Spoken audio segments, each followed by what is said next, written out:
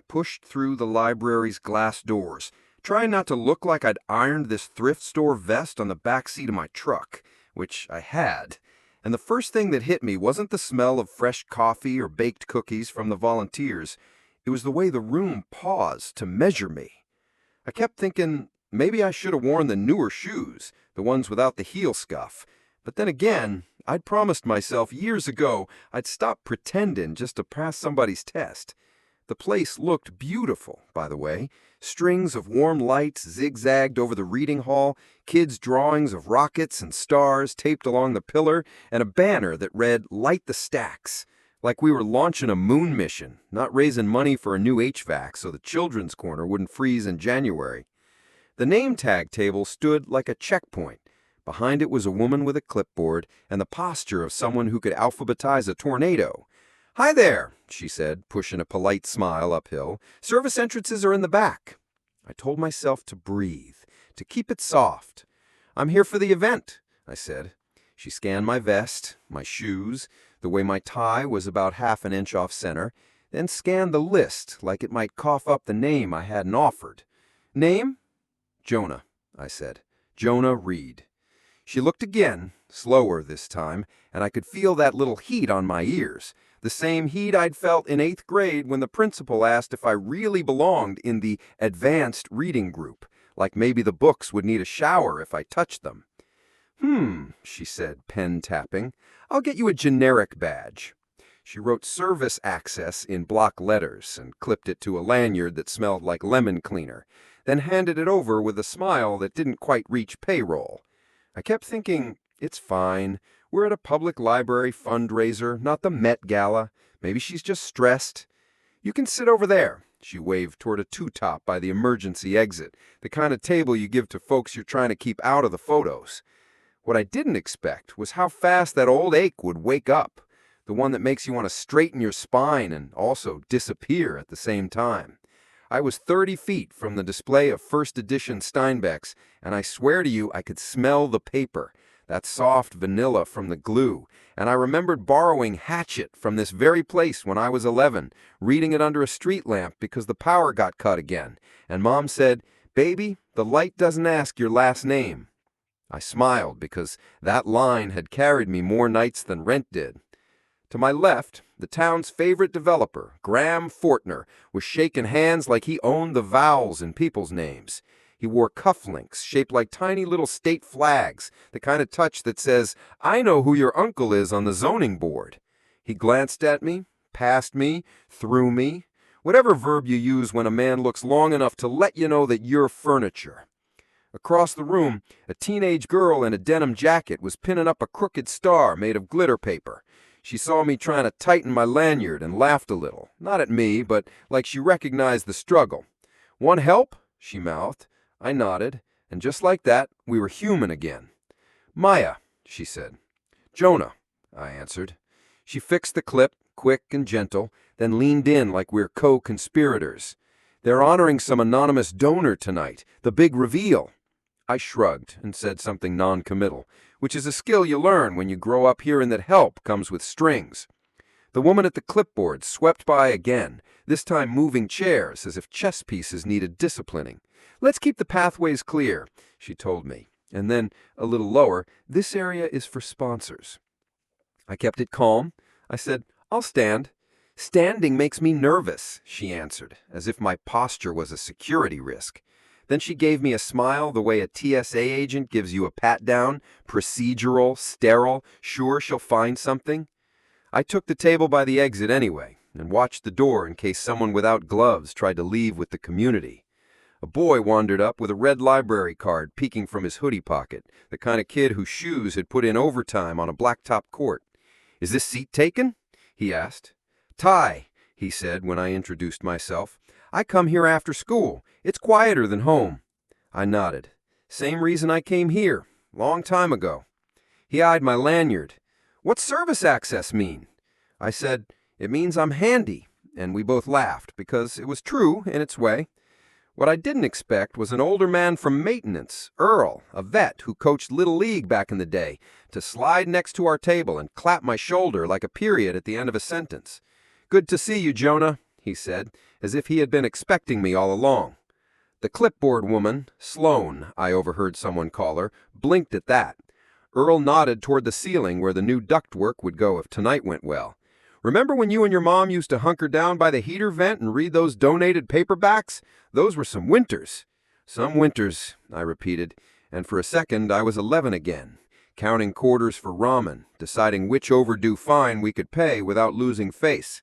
Sloane's pen tap-tapped like a metronome for other people's place in line, and I saw her watching the easy way Earl and Ty orbited my chair. That's the thing about small towns in the Midwest. We clock you fast, whether for what you have or for how you help. "Mr. Fortner," Sloane called, loudly enough for the donors' table, but soft enough to pretend it was private. "We've set aside your preferred seating up front." She didn't say for the cameras, but the room heard it. She glanced back at me. "We can move that two-top fully behind the partition if needed." I kept thinking I should let it go. Tell Ty to go try the cookie table, pretend the partition was a wall and I was an open window. But then Ty's shoelace came loose, and he bent to tie it, and the lanyard slid, almost falling under the chair leg, and Sloane's pen paused like she was calculating the liability of a boy in a public space. "You okay, buddy?" she asked, and her voice was almost kind until it wasn't. "We just like to keep things tidy when we have important guests." I felt the word important stick in my throat like a dry cracker. I kept it steady. "He is an important guest," I nodded to Ty. "The books know his name." Sloane looked at me the way you look at a door you're not sure is alarmed. "We're minutes from program start, and I still don't have you on the sponsor list." Her eyes flicked to my collar again, to the scuff on my shoe, to the way my hair can't decide which direction is right, and I heard myself say the thing that always gets me in trouble. "Maybe your list is missing someone." She smiled then, a thin curve that practiced on powder rooms and charity brunches. "We'll see." She set a folded program on the corner of my table and slid it just a breath closer to the exit, a silent suggestion drifting on a draft. The deputy mayor's staff started testing the mic. Someone adjusted a projector. A slide flashed across the far wall with a navy blue star in simple white type. "North Star Foundation, anonymous gift." Ty read it out loud, slow.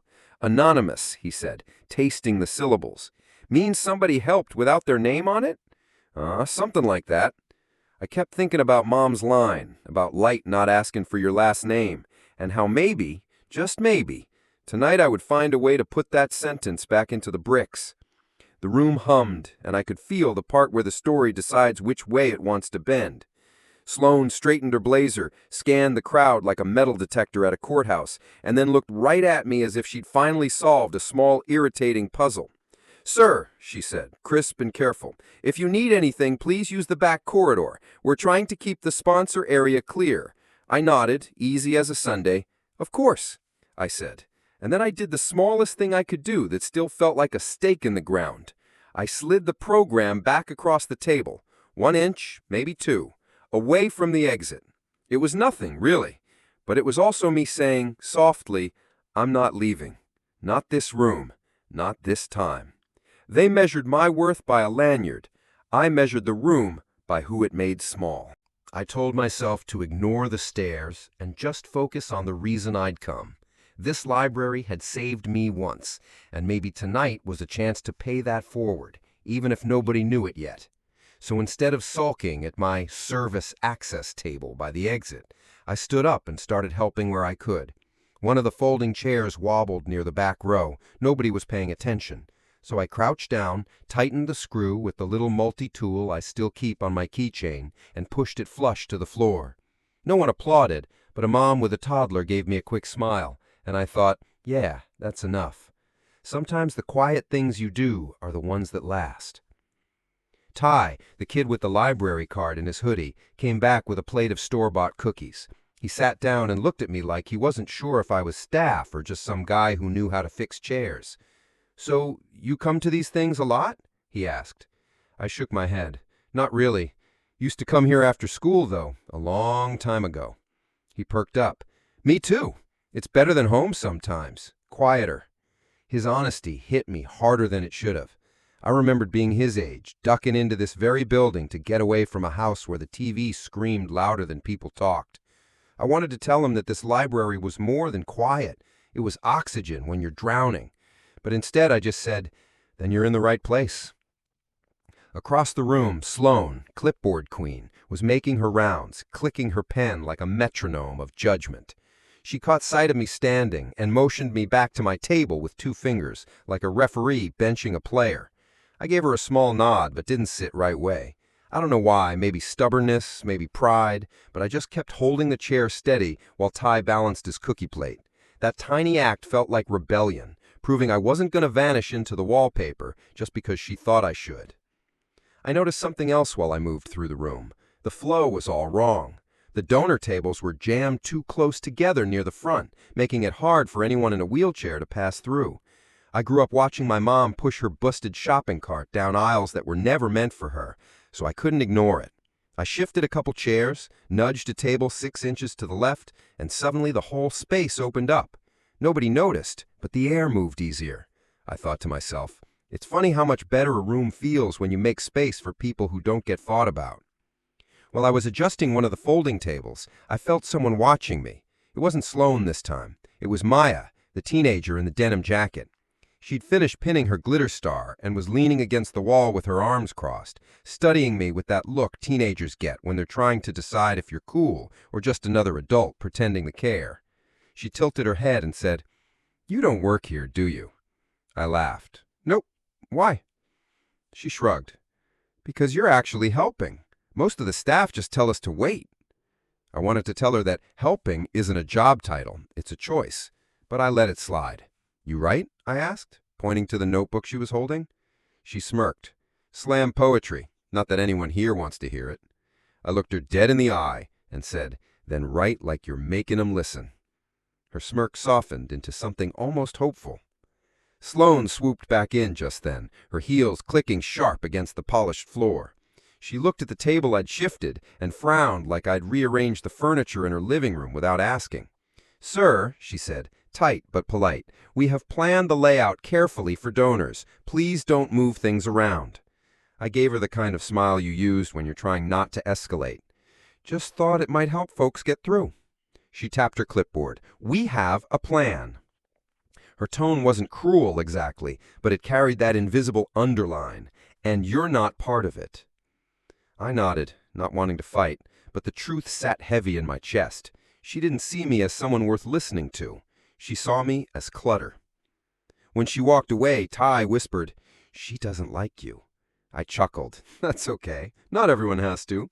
He leaned closer, voice low like a secret. "But you didn't do anything wrong." That kid had no idea how much those words meant to me. Sometimes the hardest part of growing up poor is convincing yourself that you didn't deserve the way people look down on you. Hearing him say it out loud, it was like someone handing me back a piece of my childhood I thought I'd lost. I could feel the room buzzing as more guests filed in. City council members, retired teachers, church ladies in Christmas sweaters, even though it was March. Graham Fortner, the developer, was in full campaign mode, shaking hands and dropping names like breadcrumbs. He caught Sloane's eye and gave her a nod of approval, the kind men like him reserve for gatekeepers who keep the riffraff out. She straightened her blazer and looked almost proud, like she'd earned a gold star for treating me like second class. And yet, here's the twist that caught me off guard. While she was busy chasing approval, other people noticed the smaller things. Mrs. Bellamy, the retired teacher who used to run Story Hour, touched my arm gently and said, "Still fixing things, Jonah?" Her eyes twinkled like she remembered the boy who once stacked donated books after school just to stay warm inside. I said, "Some habits don't quit." She squeezed my hand and whispered, "Good, we need them." That little exchange wasn't loud, but it landed louder than any of Graham's speeches. The tension kept building, though. Every time Sloane passed my table, she dropped another subtle reminder that I didn't belong, offering water to everyone but me, adjusting the program booklet so it faced away from my seat, lowering her voice whenever I came near. And the crazy part? I stayed calm. Not because it didn't sting, it did, but because I knew if I reacted, I'd just prove her right in her own eyes. I remembered all those nights bussing tables at a diner off Route 6, where the manager told me, "Smile no matter what they say. Your tip depends on it." That job taught me something I carried into every room after. Composure is its own kind of weapon. So I smiled, I nodded, I kept doing the small things, steadying chairs, moving trays, checking that the extension cords were taped so nobody tripped. Not glamorous work, not sponsor work, but work that mattered to the people who'd notice if it didn't get done. And somewhere in the middle of it all, I realized I wasn't doing it to prove Sloan wrong. I was doing it because the kid next to me deserved a room that felt safe, and the teenager with the notebook deserved to feel heard, and the retired teacher deserved to know someone still cared enough to fix what was loose. By the time the lights dimmed a little and the jazz trio started warming up, the whole place looked polished, ready. Guests smiled, clinked glasses, and admired the banners. Nobody knew it was the guy in the cheap vest by the exit who'd made sure they wouldn't trip on cords or get stuck in a bottleneck trying to leave. And that was fine. What mattered was that the library, the same one that gave me light when I had none, looked like it deserved tonight's celebration.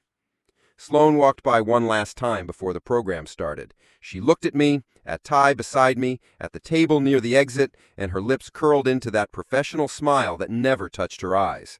"Try to enjoy yourself," she said. I almost laughed because the way she said it made clear she expected I wouldn't, but I didn't give her the satisfaction of a bitter reply. I just leaned back, folded my arms, and thought, "You have no idea how much I already am." Wrap up for part 2. He wasn't on the list, wasn't in the plan, and wasn't supposed to matter, but by simply staying calm and doing the quiet work no one else noticed, Jonah had already shifted the energy of the room. And while Sloan kept measuring him against her sponsor list, the truth was the library was already counting on him in ways she couldn't see. The first sign was a drip. Nobody else heard it at first because the jazz trio had started up, soft saxophones sliding over the low murmur of small talk. But I've worked in enough old buildings to recognize that hollow plink of water hitting tile. My ears twitched like a mechanic's when a car coughs wrong.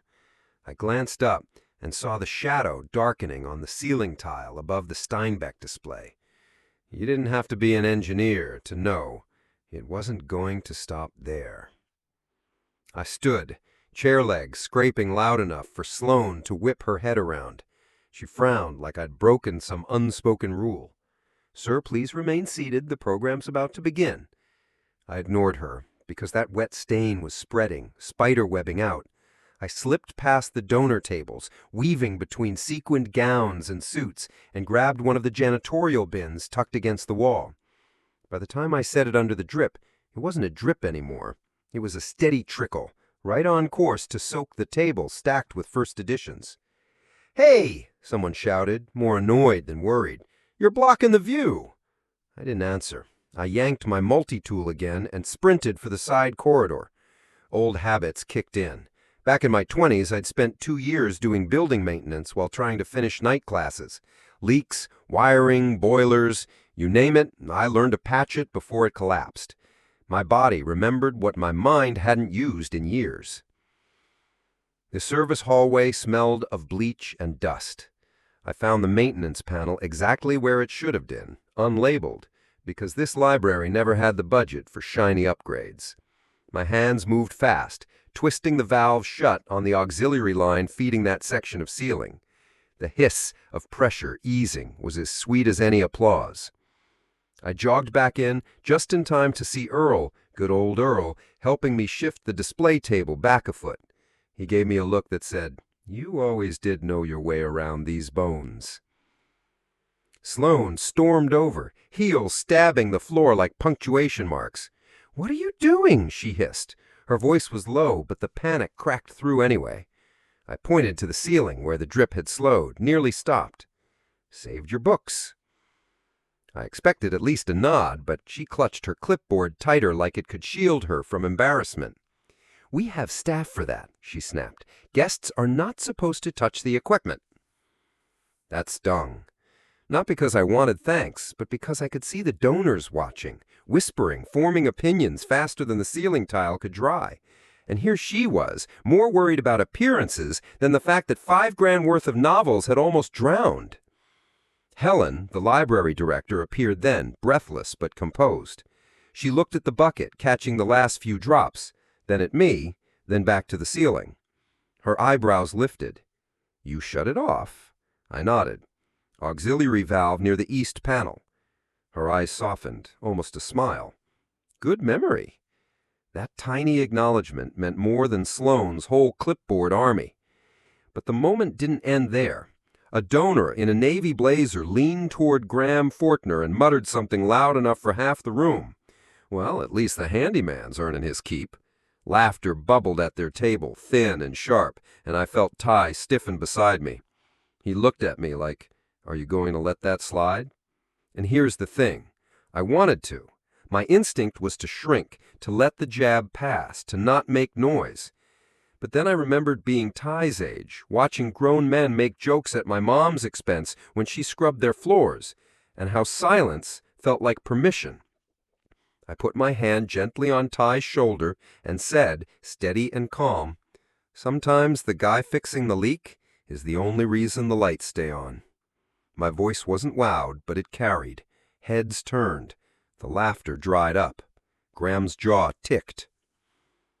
Sloane, caught between backing me and backing the donors, chose the latter.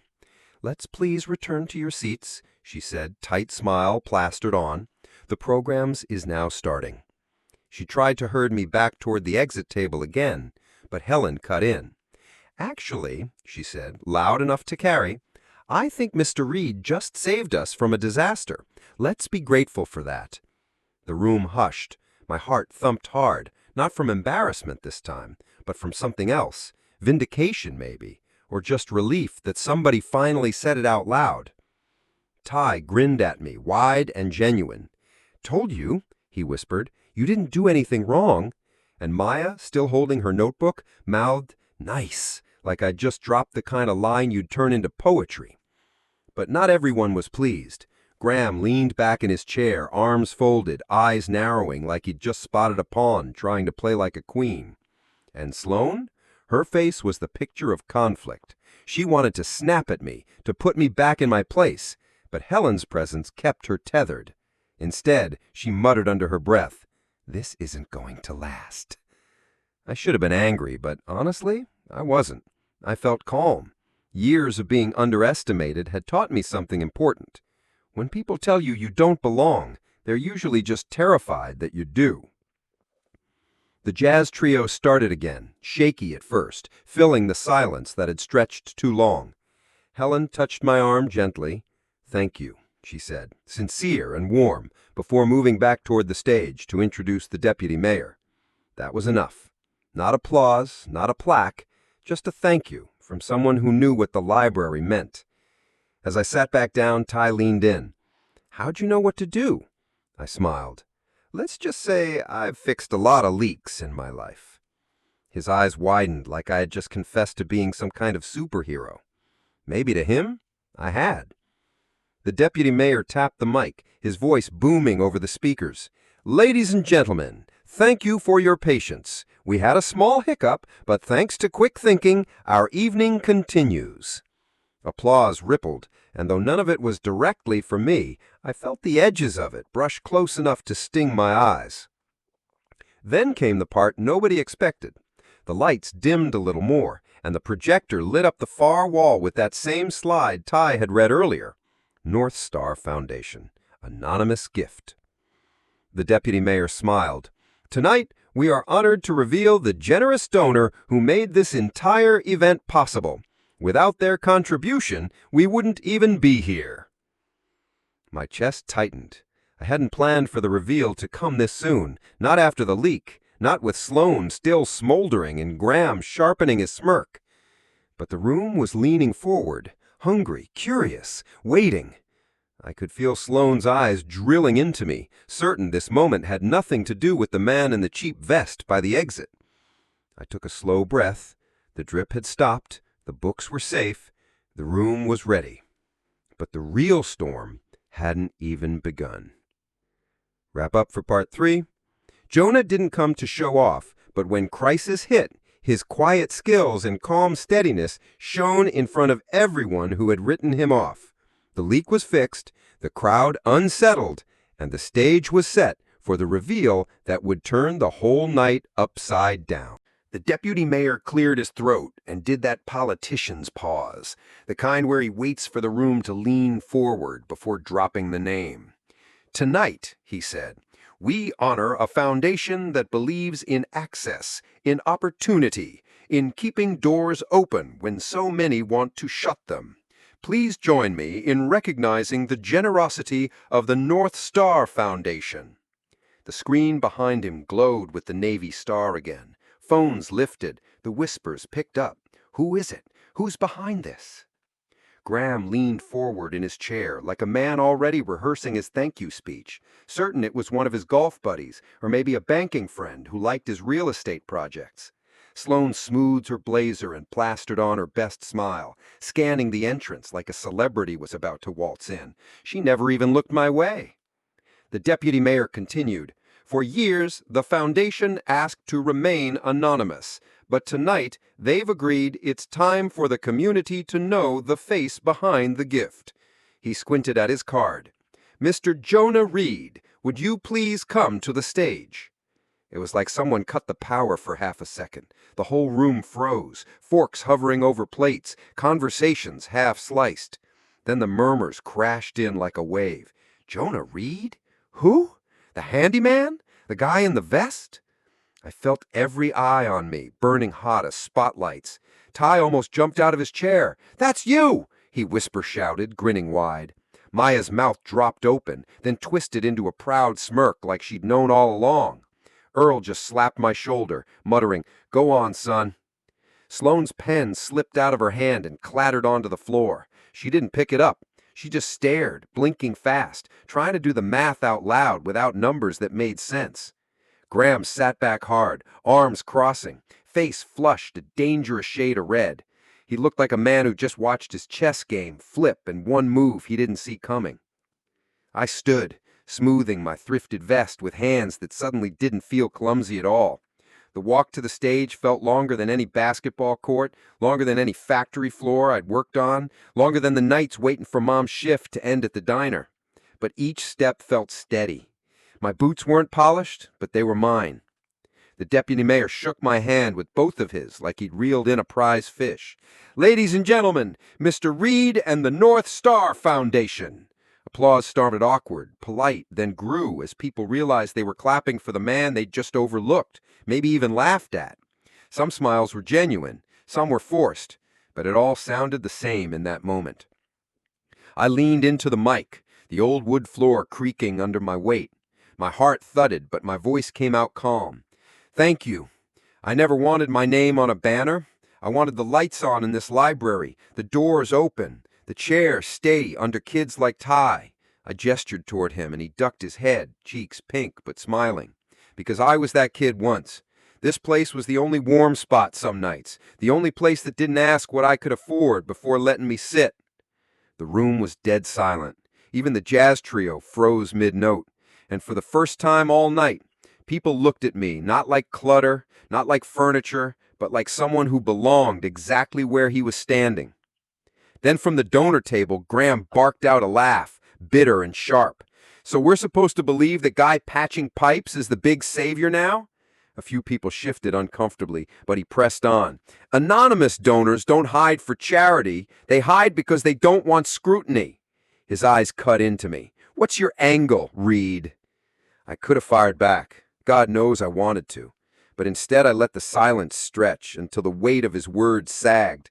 Then I said softly, "My angle was making sure kids had books when the roof leaked. If that's a trick, I'll keep pulling it."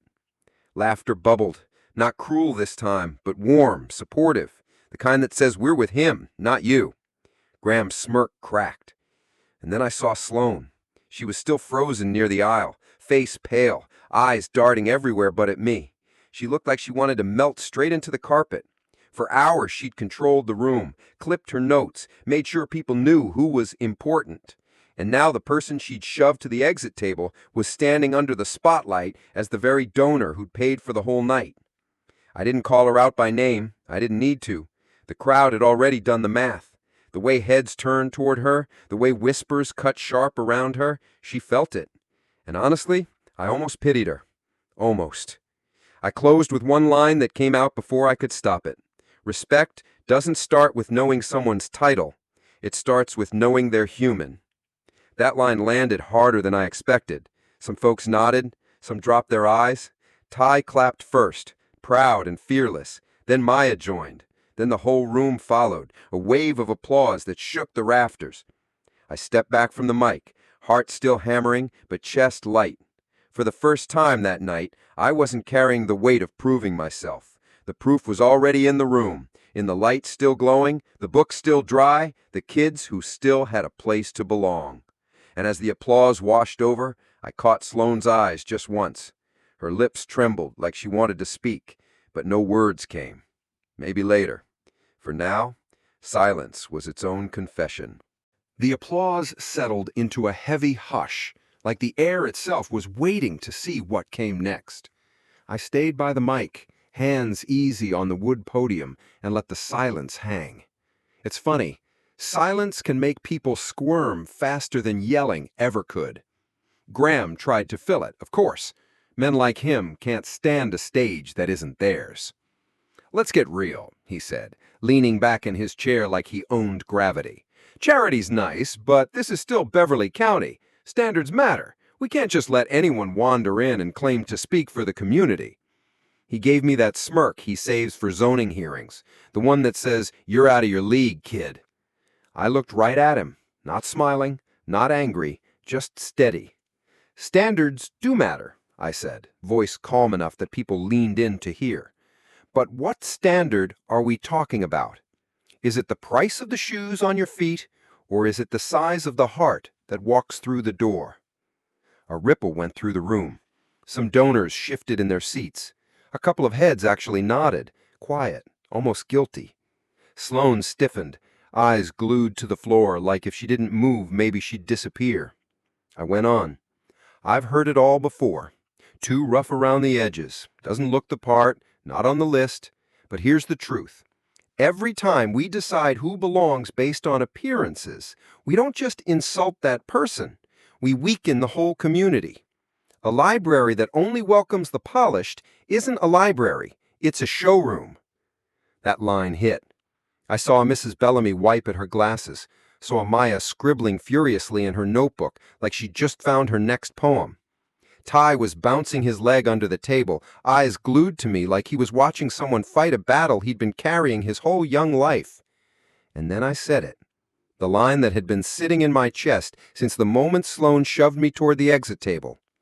"Silence is complicity."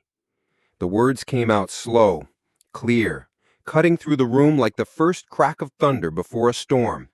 When you see someone treated as less and you say nothing, you've chosen a side. You just might not like admitting which one. That was it. The room went so quiet you could hear the hum of the old fluorescent light in the corner.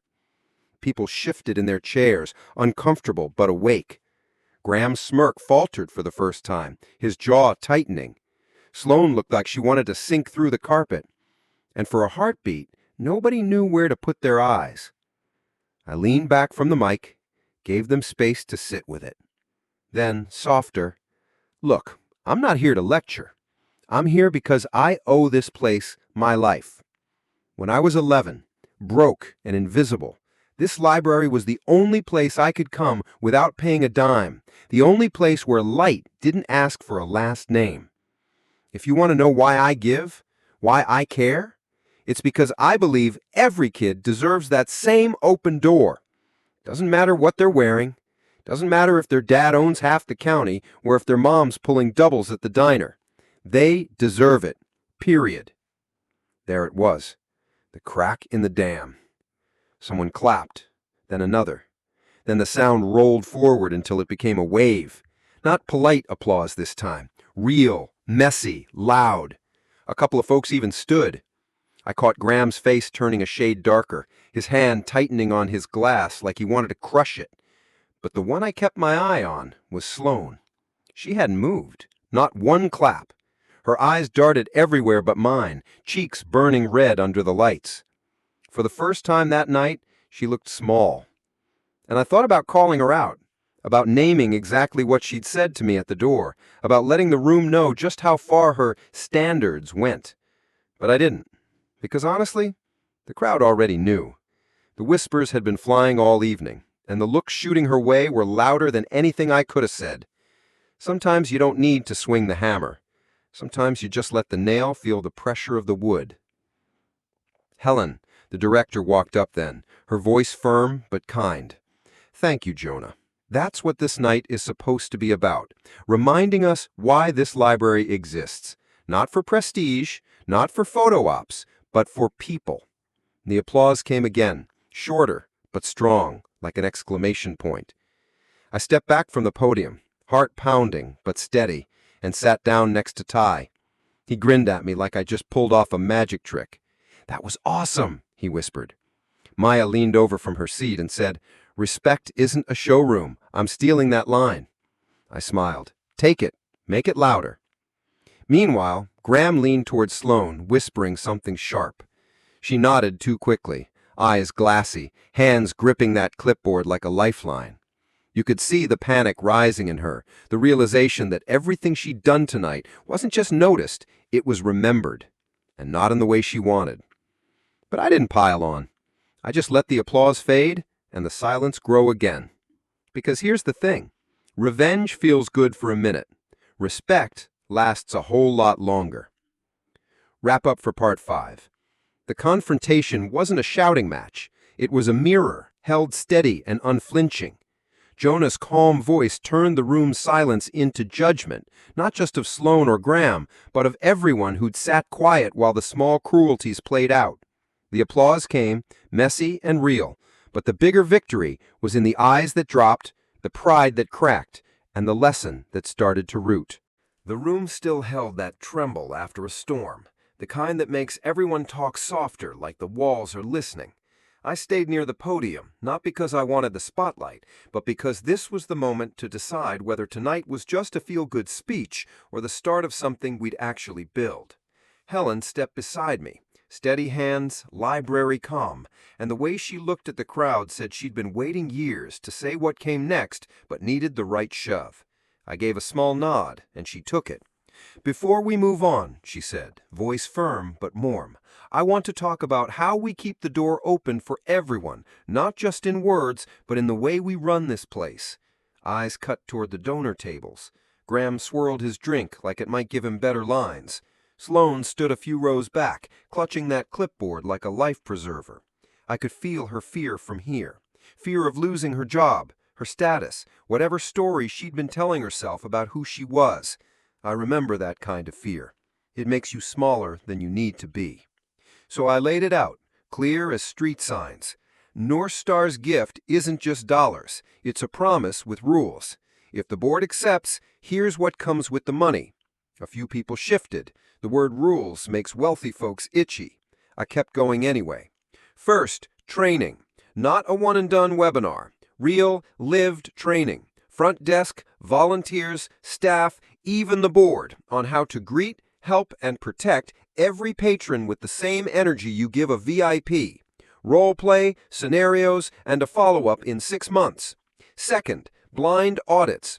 We'll bring in secret shoppers, college kids, seniors, veterans, teens in hoodies, moms with strollers. They write what they experience. We publish a summary every quarter. If we fail, we fix it. No excuses. A murmur rolled. Somebody in the back said, "About time," and it wasn't sarcastic. Third, the welcome desk. Not a podium to police people, a place to greet them. Staffed by a mix of librarians, seniors, teens earning service hours, and yes, folks who used to feel like outsiders here. The job is simple. Make the first 30 seconds kind. Get people what they need. Fourth, open to all scholarships. Transport passes for kids who can't get here, fee waivers for printing college apps, and hotspot lending so homework isn't done in a parking lot stealing Wi-Fi. Fifth, transparency. We'll publish a simple scoreboard on the website. Patron satisfaction, complaint resolution time, outreach hours, and any suspensions or removals by reason. No names, just numbers that tell the truth. Graham leaned forward, ready to pounce. "So charity with strings? Classic." I didn't flinch. Charity's a bow on a box. This is a contract with the people who use the building. A retired nurse in the second row clapped once, sharp, like a gavel. Mrs. Bellamy raised her hand the way teachers do when they're about to fix a meeting. I volunteered here 26 years, she said. I remember a boy who came in wearing the same coat all winter and never once made a mess. The day his overdue fines got too big, we erased them because he kept reading. That wasn't charity, Mr. Fortner. That was the point. A low rippled across the pews. Graham swallowed and sat back. He knew better than to argue with a woman who taught half the room to read. Sloane finally spoke, voice small at first. And if someone screws up? She didn't say my name, and I didn't say hers, but we both knew who was on trial in front of everybody. I took a breath, looked at her the way you look at someone hanging by a thread and deciding whether to cut or tie it. I said, then we don't humiliate them. We retrain, we coach, we document, we give them a chance to live up to the standard.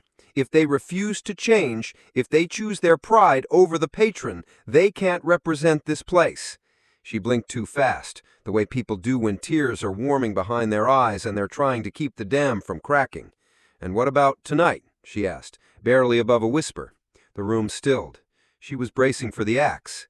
I surprised even myself. I said, tonight becomes lesson 1.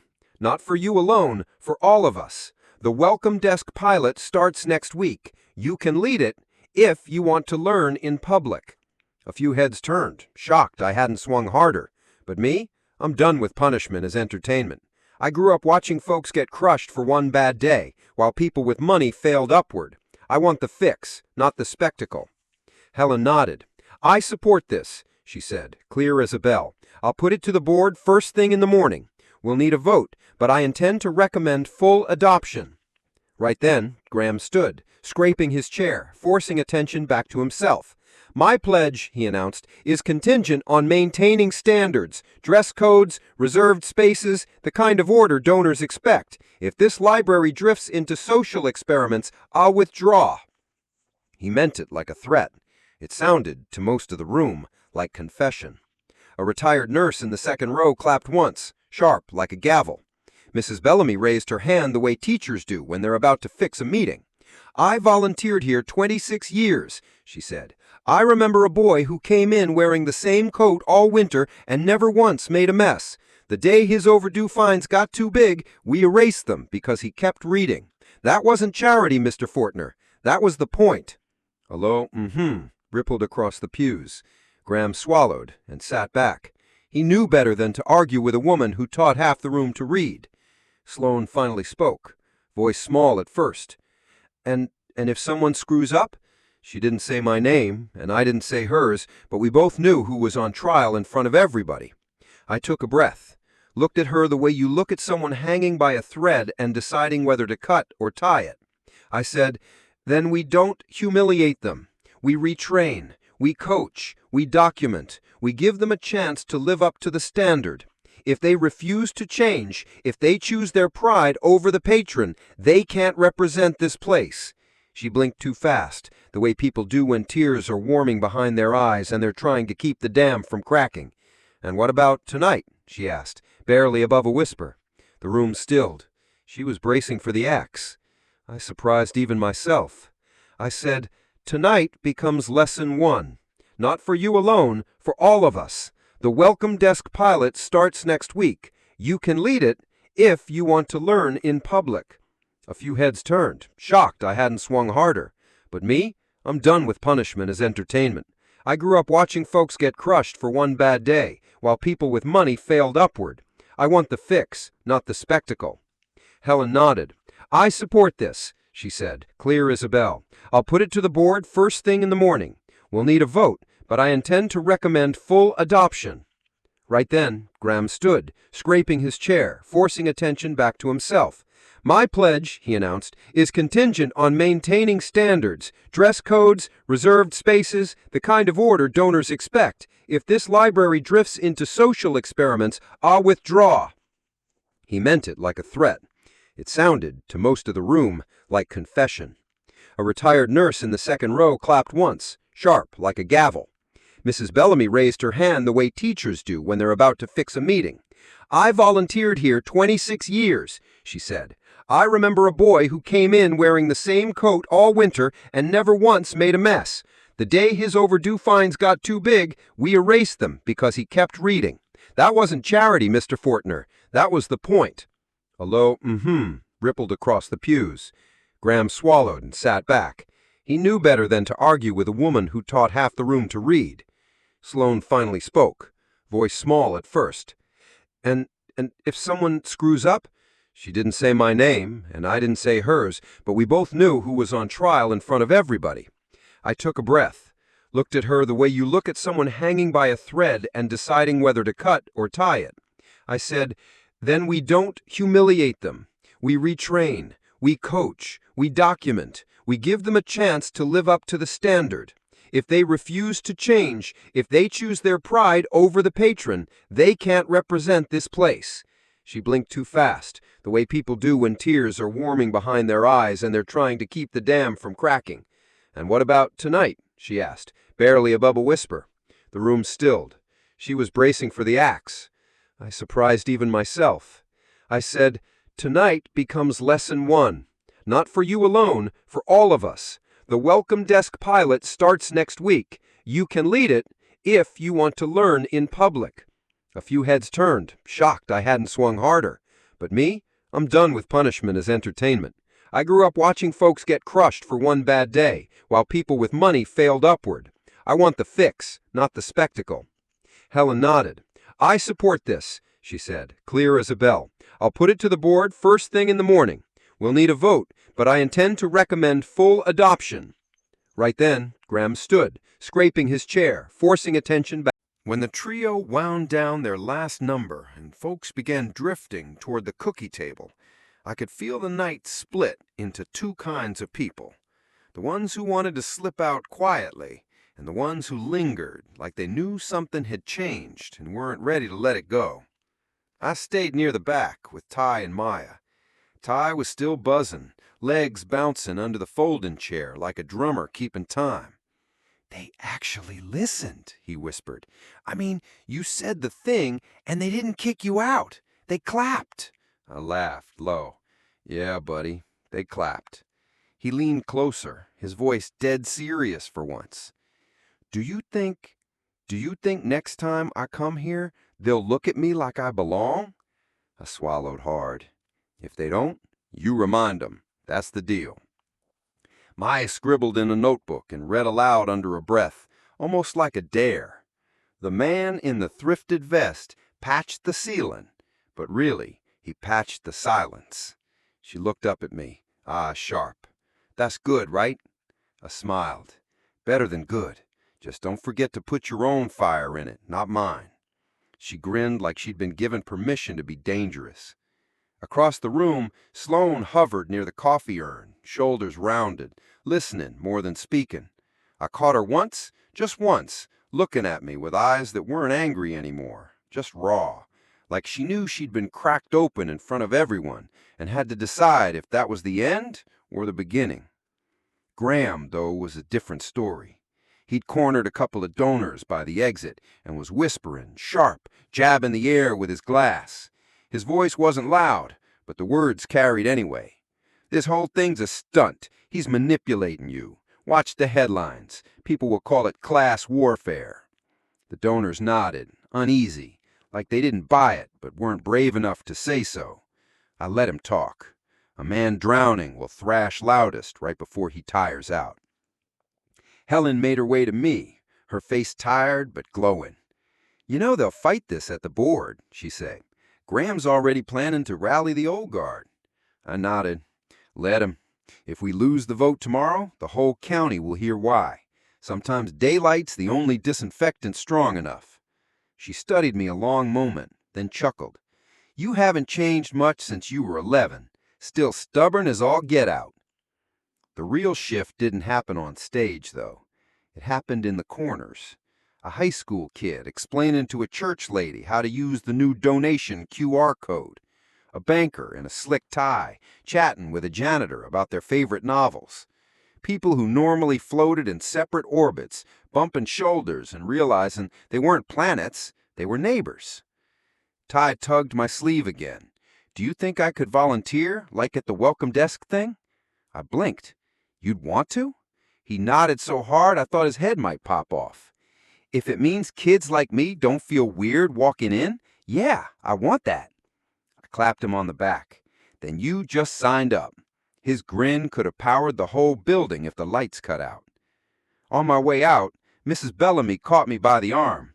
"Jonah," she said, eyes wet behind her glasses, "you gave him the truth without breaking him. That's rarer than money." She squeezed my hand tight. "Your mama would be proud." That one landed deep. I felt my throat knot, but managed a soft, "I hope so." As the crowd thinned, Graham finally made his move. He strode over, jaw tight, voice low enough only I could hear. "Enjoy your little standing ovation. Tomorrow, when the headlines spin, we'll see who still claps." I held his gaze. Maybe, or maybe tomorrow they'll remember how it felt to believe for a minute that this place could be bigger than their egos. Either way, we'll keep the doors open. He sneered, but there wasn't much bite left in it. He turned on his heel and left, his cologne trailing like smoke after fireworks that didn't quite go off. Sloane approached a moment later, clutching her clipboard against her chest like a shield. Her voice cracked, but held steady. "You really meant it? About letting me lead the welcome desk pilot?" I nodded. "If you're willing to take the hits when people don't clap. Leading in public isn't easy." She looked down, whispered, "I think I need that." For the first time, I believed her. The last thing I remember before leaving was Ty showing Maya how to work the online catalog on her phone. She laughed when the screen froze and he smacked it like that would help. For all the speeches and applause, that image, that tiny moment of one kid teaching another in a space that finally felt like theirs, that's what stuck. When I stepped out into the cool night, the neon from the diner across the street buzzed pink against the sidewalk. I pulled my coat tighter and let the silence settle. Beverly County didn't transform overnight, but something cracked open tonight. And cracks, if you're patient, let the light in. I thought about Mom again, about the night she whispered, "Baby, the light doesn't ask your last name." Maybe she was right. Maybe all I'd done tonight was prove it to a room that had forgotten. Wrap up for Part 7. The official speeches were over, but the real fallout happened in whispers, corners, and choices. Graham doubled down, bitter and loud. Sloane bent but didn't break, showing the first signs of humility. Ty claimed his place. The crowd left with more than programs and cookies. They left with the uneasy, electric memory of a night when silence was broken. Morning light in Beverly County has a way of being honest. No neon, no chandeliers, just a flat wash across the courthouse square that shows every crack in the bricks and every hand-painted sign taped to a shop window. I parked my truck 2 blocks from the library board office and sat a minute, letting the engine tick itself quiet. My hands weren't shaking, but my gut was heavy. Last night had been applause and promises. This morning would be paperwork, politics, and the people who liked their power quiet. The boardroom smelled like burnt coffee and old carpet. 10 chairs around a long oak table, half filled already with men in ties and women with tote bags stuffed with binders. Graham was there, of course, flanked by 2 of his allies, their expressions set in stone. Sloane sat near the end, no clipboard today, just a yellow legal pad and a pen she kept twirling between her fingers like a nervous habit. Helen stood at the head, posture calm but eyes sharp. I slipped into a seat against the wall, technically just an observer, though everyone knew the agenda had my name all over it. Graham wasted no time. "Point of order," he said, voice slick. "Before we vote on any so-called terms, I want the record to state that last night was a spectacle. This board should not be swayed by emotional outbursts." Helen's lips curved, not into a smile, but into something sharper. "Duly noted," she said. "Now let's move to the proposals." One by one she read them aloud. Training, audits, welcome desk, scholarships, transparency. Each time she finished a line, Graham countered, "Costly, unrealistic, detracts from donor experience." His allies nodded like bobbleheads. Then Mrs. Bellamy, who'd been invited as a community representative, raised her hand. "Unrealistic? What's unrealistic is expecting a child in muddy cleats to feel welcome when the staff is trained to treat him like a trespasser." Her voice trembled, not from fear, but from age sharpened into steel. "This isn't about donor experience, it's about human experience." The room shifted. One of Graham's allies cleared his throat and looked away. Sloane scribbled something on her pad, jaw tight. Helen opened the floor for comments. A young teacher spoke about students who use the library Wi-Fi because their homes didn't have internet. A retired mechanic talked about being treated like a thief because his hands were stained with grease. The stories piled up, each one another brick laid against Graham's wall. When it was my turn, I kept it short. "I'm not asking for a gold-plated plaque. I'm asking for a front door that doesn't measure worth by wallets. If North Star's money comes with strings, it's because dignity isn't optional. It's the baseline." Graham slammed his palm on the table. "And what happens when donors walk? You gotta fund this whole place yourself?" I didn't blink. "If that's what it takes, yes." The room went still. For once, he didn't have a comeback. Helen called for the vote. One by one, hands lifted. 6 in favor, 3 against. Motion passed. The welcome desk and everything with it was official. The air cracked open like thunder rolling off the prairie. Not loud, just deep enough to rattle the floorboards of tradition. Graham shoved his chair back. "You'll regret this," he snapped. "When the press spins it, when the donors pull out, don't say I didn't warn you."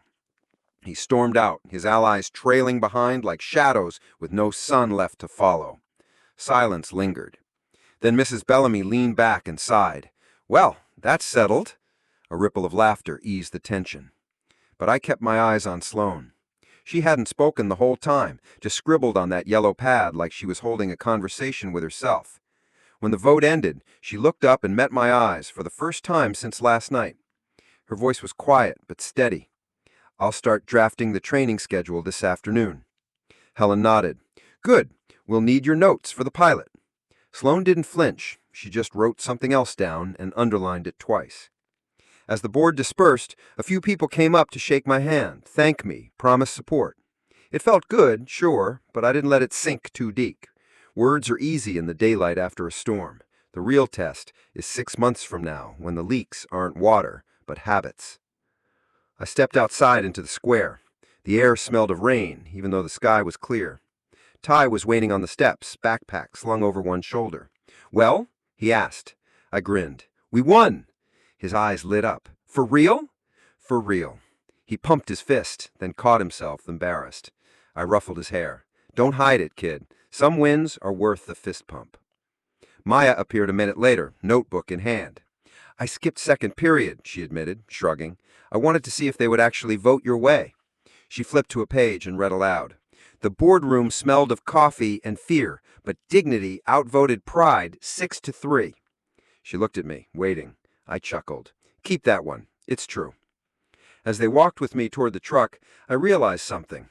Last night had been about proving myself. This morning wasn't.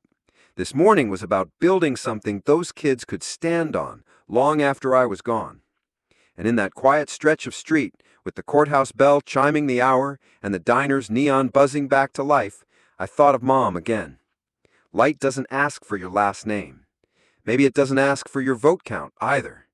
But when it shines through a crack, you better build around it before someone boards it up again. Wrap up for Part 8. The board meeting stripped away the applause and forced a choice, dignity or status quo. By a narrow margin, dignity won. Graham stormed out, beaten but not gone. Sloane chose the harder road, accountability in public.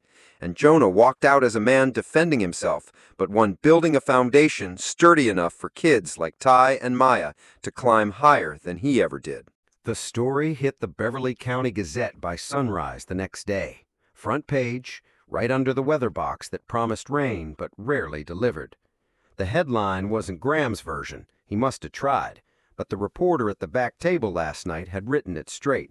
Library donor demands culture of respect. Board votes yes. By noon, copies were on every counter in town. At the diner, I watched truckers fold the paper between bites of hash browns, shaking their heads in that way that means about time. At the barber shop, old men read it out loud to each other like it was a sermon. Even the gas station clerk, who never lifted her eyes off her phone, looked up when I brought coffee and said, "That was you, right? The library guy?" I just nodded. She smirked. Cool. Not everyone was clapping, of course. Graham had his column in the county ledger, the more polished paper read by folks who cared about golf scores and zoning maps. His op-ed was titled, "When Libraries Lose Focus." He called me a showman, accused Helen of selling tradition for applause, warned donors about mission drift. But the comments online, usually a graveyard of snark, were different this time. Parents, students, even retirees wrote back with stories. "My son studies there after practice. I bring my ESL group every Thursday night. It's the only place I don't feel judged." Graham's words sank under the weight of lived truth. Meanwhile, Sloane showed up to the library that Saturday with no clipboard, just a plain cardigan, her hair down, and a pot of coffee she brewed herself. She stood behind the folding table marked "Welcome Desk Pilot," with a stack of blank name tags and a nervous smile. I didn't hover. I just leaned against the stacks and watched. The first test came fast. A man in a faded army jacket wandered in, his beard matted, eyes wary. I braced myself, but Sloane beat me to it. She stepped forward, smile trembling but real. "Good morning. Welcome to the library. Can I help you find something?" He blinked surprised, then muttered, "Bathroom." She pointed him gently down the hall. No tone, no judgment, just directions. Simple, human. When he came back, she nodded again. "If you need books or a computer, let me know." He gave her the smallest nod back. It wasn't applause, but it was respect, and that's harder to win. Ty showed up around noon wearing his best hoodie like it was armor. He'd volunteered to help, and true to his word, he plopped himself at the desk next to Sloane. "I can show people the catalog," he said proudly. And when the first little kid toddled up clutching a picture book upside down, Ty leaned in like a pro. I caught the smile that flickered across Sloane's face when she saw him helping, a soft, almost maternal pride. She scribbled something on her pad, maybe a note to remember that respect isn't abstract. It's a kid explaining buttons to another kid. Maya wandered in later, notebook under her arm, and taped a handwritten sign to the desk. "Welcome equals no exceptions." She grinned at me across the room, daring me to critique it. I just gave her a thumbs up. The words looked rough, marker bleeding through the page, but somehow it belonged more than any polished banner. Community reaction came quick. A woman in scrubs stopped me by the copier. "You the one who spoke last week?" she asked. "Yeah?" She nodded hard. "My daughter read that article out loud to me this morning, said she wants to volunteer here too. She never wanted to before, so thanks." Even the donors started circling back. One older businessman cornered me at the grocery store. "I thought you were reckless," he admitted, slipping a pack of gum onto the belt. "But then I realized my grandkids come here every Saturday. Reckless would be letting the place rot. So keep going." He didn't smile, but he didn't need to. And Graham? He wasn't done. He hosted a Friends of Standards meeting at the country club. Invitations went out to all the big names. Rumor was he wanted to start a parallel donor group, one that could redirect funds to projects more aligned with community values. Translation, places where he pulled the strings. But attendance was thinner than he'd hoped. A waitress at the club told Earl later half the invitees bailed after their grandkids waved the Gazette story in their faces. Graham could buy a steak dinner, but he couldn't buy away what people had seen with their own eyes. Still, I knew better to count him out. Men like Graham don't go quietly. They regroup, they whisper, they wait. That was fine. I wasn't here to fight a man. I was here to build a culture. That night, after the first day of the welcome desk, I lingered long after the last patron left. Sloane stacked the chairs, Ty wiped down the counters, Maya taped another hand-scrawled note on the bulletin board. Dignity isn't optional. Helen shut off the lights one by one until the glow above the desk remained. As we locked up, Sloane surprised me. "You could have ruined me that night," she said softly, not looking at me. I shrugged. "I wasn't interested in ruining you. I wanted you to see what I see." She nodded, biting her lip. "I do now. It's harder than I thought, but I want to get it right." Her voice cracked a little, but she didn't back down. That's when I believed her, truly. Outside, the neon from the diner flickered like always. Same cracked sidewalks, same tired lampposts. But the air felt different, lighter, like the town had exhaled after holding its breath too long. Ty raced ahead, hoodie flapping, shouting something about showing his friends the desk tomorrow. Maya stayed behind, scribbling by lamplight, her words scratching louder than the crickets. Sloane tucked her pad under her arm and walked slowly, like each step was practice for something new. And me? I just stood there a moment, hands in my pockets, thinking about how change doesn't come with a headline. It comes with a shaky smile at a welcome desk, with a kid who refuses to be invisible, with a town finally deciding silence isn't good enough. Wrap up for Part 9. The ripples spread fast. Headlines, whispers, reactions in diners and barbershops. Graham plotted in the shadows, but the community leaned toward Yona's vision. The welcome desk opened with small human victories. A veteran finding directions, a kid teaching another kid, a staff member learning in public. No fireworks, no speeches, but just the slow, steady hum of a culture bending toward respect. 3 months later, the library smelled different. Not of dust and carpet glue, but of coffee brewed at the welcome desk and crayons scattered from the Saturday Kids Club. The sound was different, too. Less whispering, more living. You'd still hear the shh now and then, but it came with a smile, not a glare. On Tuesday afternoons, Ty sat behind the welcome desk in his hoodie, showing retirees how to use the online catalog. He treated every question like it was the most important thing in the world. When one older man apologized for being bad with technology, Ty grinned and said, "You're not bad. You're learning. That's the point." The man left taller than he walked in. Maya's slam poetry night started small. 5 kids in the back corner near the biographies. By month 2, they had 30 spilling into the hall, snapping fingers in rhythm as she read lines like, "Luxury is hollow if dignity is locked outside." Nobody shushed them. Instead, Helen set up extra chairs and printed flyers. And Sloane? Every morning, she brewed the first pot of coffee, laid out name tags, and stationed herself where the front desk used to stand like a barrier. She greeted people she used to glance past. Sometimes she stumbled, sometimes her smile looked stitched on, but she kept showing up. Once, a man in grease-stained overalls walked in, and I watched her hesitate just half a beat before saying warmly, "Glad you're here. Computers are open on the left." Later, I caught her scribbling in her yellow pad, "Don't let hesitation steal kindness." She was learning in public, exactly like we'd asked. The transparency report went live online. It wasn't flashy, just a simple page with green checks and red marks. Wait times, complaint resolutions, demographics reached. The numbers weren't perfect, but they were honest, and honesty built trust faster than any donor banquet ever had. The community noticed.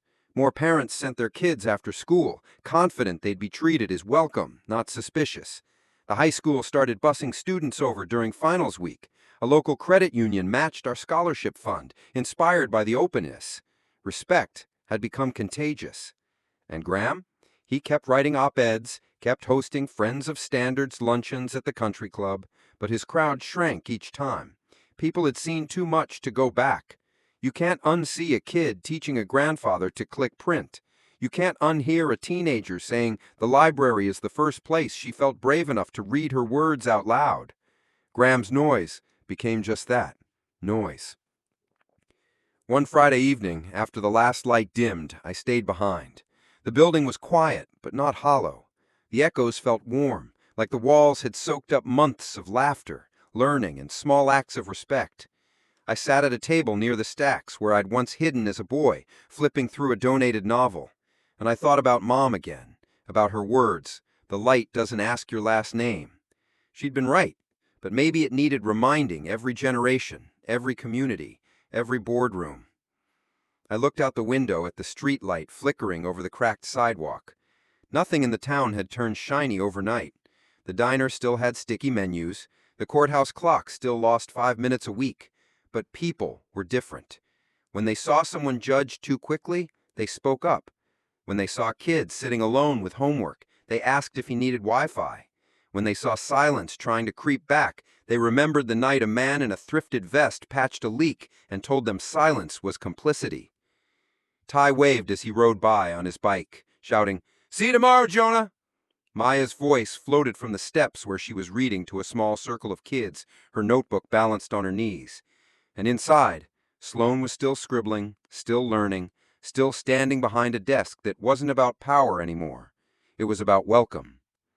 I smiled to myself, closed the book, and whispered the line that had carried me through every insult, every doubt, every whispered, "He doesn't belong." Respect isn't a luxury, it's the baseline. The lesson wasn't mine alone anymore. It belonged to the whole town, and that meant it might just last.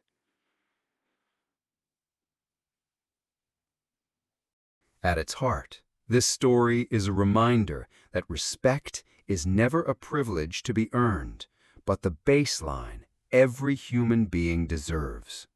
Life has a way of testing us, sometimes through small slights, sometimes through open prejudice.